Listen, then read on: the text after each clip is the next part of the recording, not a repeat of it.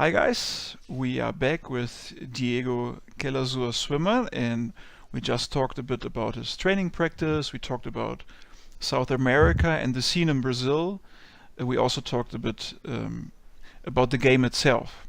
And yeah, like I said earlier to you in the break, that yeah, your training practice is paying off. And you also went to Korea to practice 2 times now. How was that for you? Um, it was really nice in Korea. Like it was a great learning process for me because I was really used to practicing in the root house. Like I only ever practice in the root house. So I kind of left my comfort zone to learn from other players and get like more advice with them. I could talk with them at any time. So it was a great learning experience for me. Yeah, and you also got to know Jake, NoRegret. Indeed, yeah. Yeah, and he and his camera guy are planning to do a short documentary on your way to Montreal, right? Indeed. Could you tell me a bit more about that? What's the idea behind that? I think they want to give a more um, a closer perspective on the pro gamers tournament, like road to a tournament. So they asked me like a few questions about my life and stuff, and they're gonna do some more filming at DreamHack Montreal and like try to closely ask how is my preparation for the run and like show the people like my perspective playing in a WCS event. Okay, okay. So, but there is a funding for going for that at this point in time. I will just quickly. I want to advertise that because I love the idea. So everybody listening to this, please check out. I will put the link down. Um, I love the idea. I love the project, and I hope it works out for you guys. I'm very curious about how you approach the whole thing, also myself. But now I have you in front of me, so I would like to ask you some more questions also regarding Korea and the practice. So you basically play the whole day, or how do you approach practicing in Korea?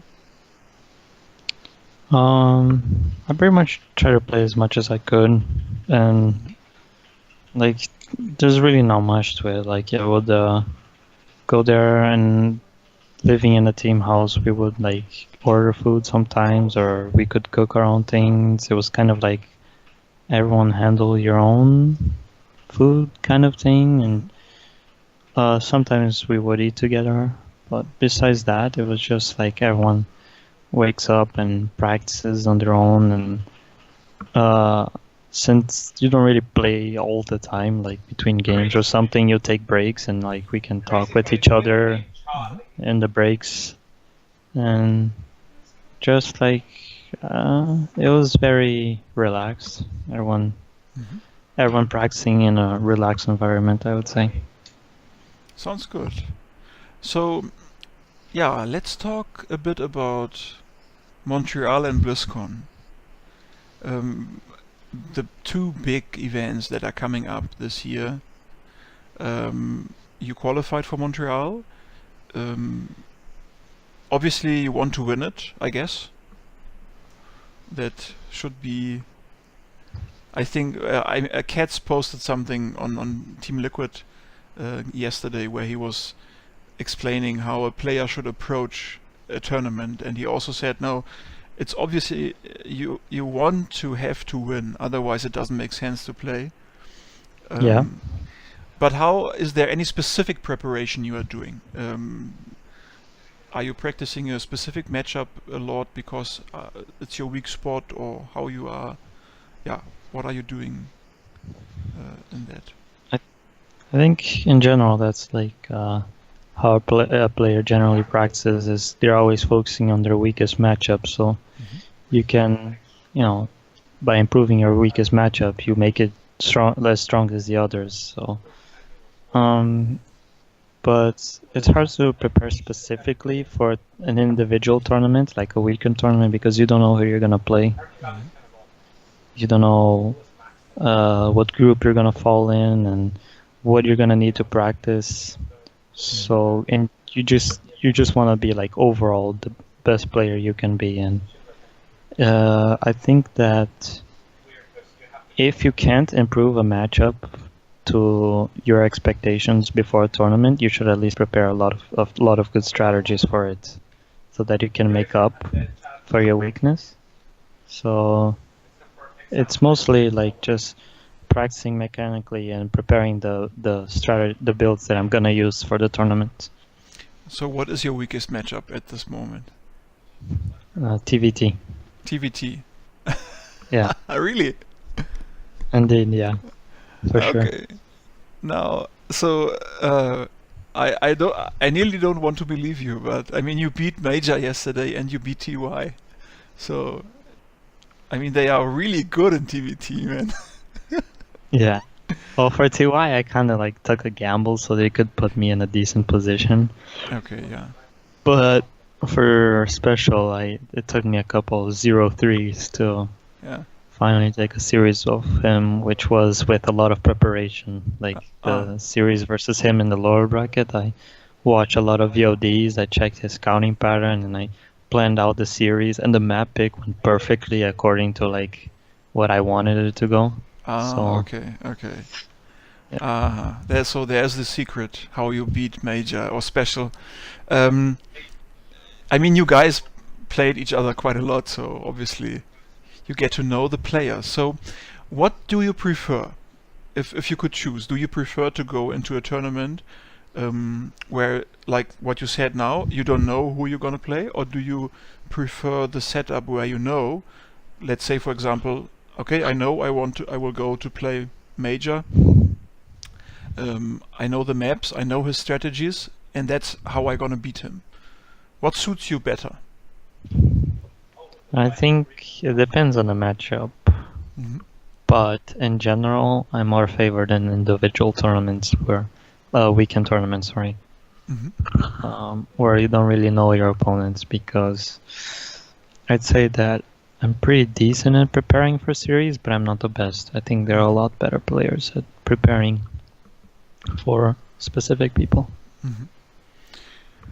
So, let's say you do very good in Montreal.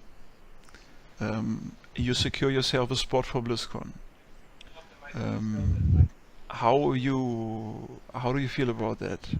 I mean, I know asking about feelings is always tricky, but obviously you will be excited probably. I'll be satisfied, I would say is the right word, because that was my goal for this year. In the beginning of this year, I established that my goal was to qualify for BlizzCon. So I'll be extremely satisfied, but I'm gonna also feel very, how to say, purposeful. Like I'll feel like I have a lot of purpose for this event, and I'll practice a lot for it. Obviously, sure, man. That will be so exciting to see you there. I mean, in general, Terrans are, at this point, I feel, not talking about Korea now, a bit tricky or struggling, I feel. So, out of my head, when I think about foreign players, I don't think about a lot Terrans. You are up there. I mean, Special is obviously quite good at this point in time. You both had Korean practice and experience. I think that helps obviously when you play against these guys. Do you have any explanation for that? Why are we struggling with Terran? The non-Koreans. I mean, it's hard to answer this without sounding like really biased, but I think it's just a very mechanically demanding race, and especially in offline tournaments where you hardly ever play your 100%, because you can never be as comfortable as a tournament. than you can be at home. Mhm. And I feel that it's the race that loses the most by not playing at your 100%. So I think that's mainly the reason why. And I think that even when playing from home, like the Korean Terrans are just insanely strong mechanically, and when they play at what their 100%, they're like, how to say, they're not superior, but they just like they abuse the race strength to the most. And I Yeah. think that I think of all the races, it's the one with the highest skill cap for sure. Yeah. They No, abuse that a lot. I mean, as a Zerg player, I agree. I tried to play Terran, but I failed miserably. Although I love Terran, but I don't think it's biased. I think it's in a way. Obviously, people will disagree and whatever, but I feel it has some sense to what you're saying. Some truth to that. Yeah. From the Korean Terrans, is there anybody that really inspires you at this point in time? I think Mm. Maru's gameplay was always what inspired me the most. I feel like players like TY, I can't really relate to them, just their style is way too different from mine. Mhm. But I really like Gumiho and Maru. More like Maru's gameplay with Gumiho's strategies are my inspiration. Sounds good. And how would you describe your own style? Mm, dirty.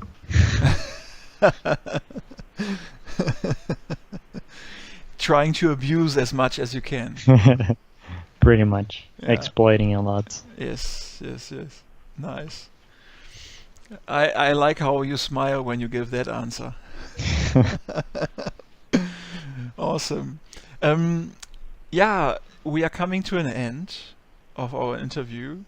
Although I feel there's obviously a ton of stuff that we didn't talk about that is also very interesting.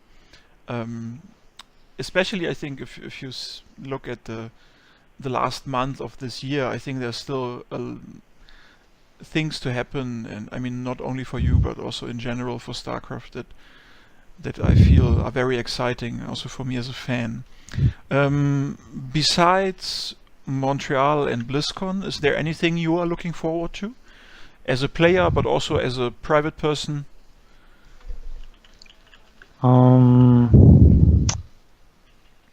I think I'm looking forward to the crowds. Mm.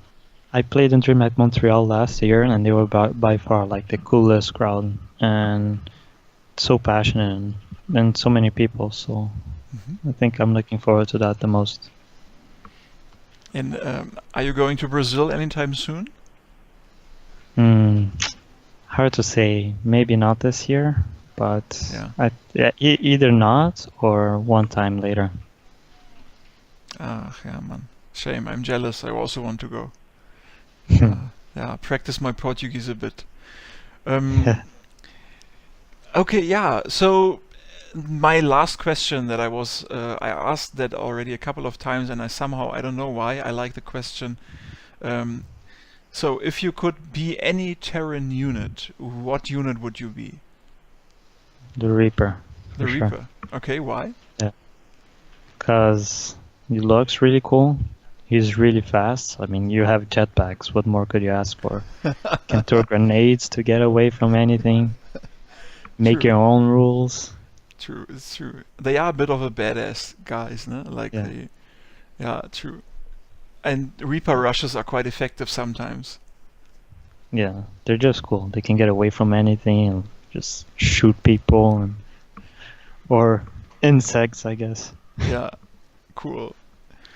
Thanks so much. Diego, any last shout outs from your side? Yeah, just like shout out to shout out to NoRegret and Matt for doing the documentary, and they're doing a really good job. And shout out to everyone watching the interview and to my team, Root Gaming. and the sponsors as well, like Twitch. They're really good to us. So, thank you. Thank you so much for doing this, and it was a pleasure. All the best for you, and obviously the next couple of weeks and months to come. I hope to see you up there somewhere. We heard in the beginning top 4. Let's hope for that at least. And how do people say in Portuguese? Tudo bem para você.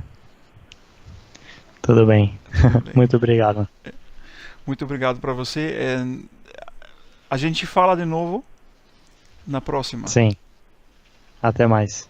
Até mais. Bye bye.